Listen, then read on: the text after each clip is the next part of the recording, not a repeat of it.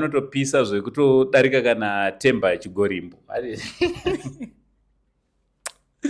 Aiwa handisi kunyepa. Kana Themba anotoziva kuti ndiri kuAmerica zvangu, but kune mufana anonzi I show speed anopisa kudarika even maconnections angu ese. Andini. Zvichidaro.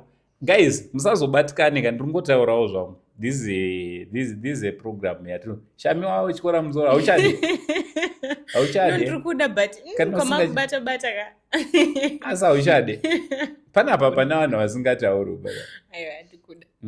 Taurawo ndisani. So that guy. Ona ichishamisa akutya kuti Themba. Aiwa Themba anopisa but uyu mupana anopisa kumudarika. Kana Themba akatozvitaura kuti komana. Dai mauyawo takupai matips ekuti zvinoitwa sei, but I don't think kuti Themba yangowanzire kuataka. What do you think about comment yaThemba achiseka our own celebrity, not my celebrity, my socialites edu, anditi vanhu vedu vanopisa muZimbabwe, right?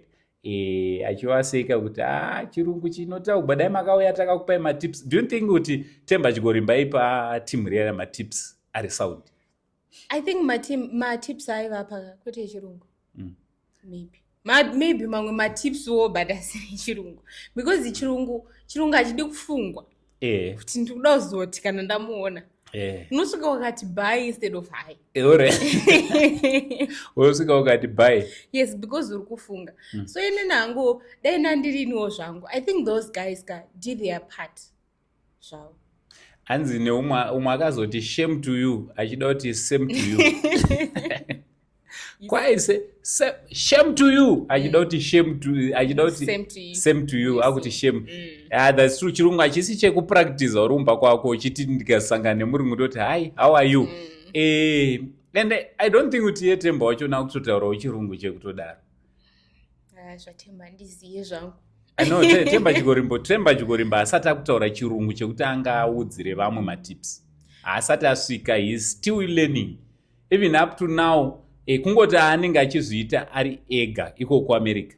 But dai kwainzi makamera anenge ari pamberi zvakatoitwa na-levels izvo zvoti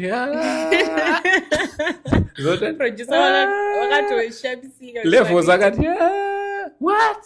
Anditi Themba anotoswera achizviita. Kutotaura kuno Themba Chigorimbo anoswera achitongoti what kuvarungu. Anditi mukada kucheka chaizvo zvakanaka mukadzokera pavhidhio paakapiwa imba paipai, munonozvoona kuti Themba achiri kure. But anyway, ane likely kuti ari muenvironment yekuti he is learning. Yes. So ngatibve edu ipapo tobva taenda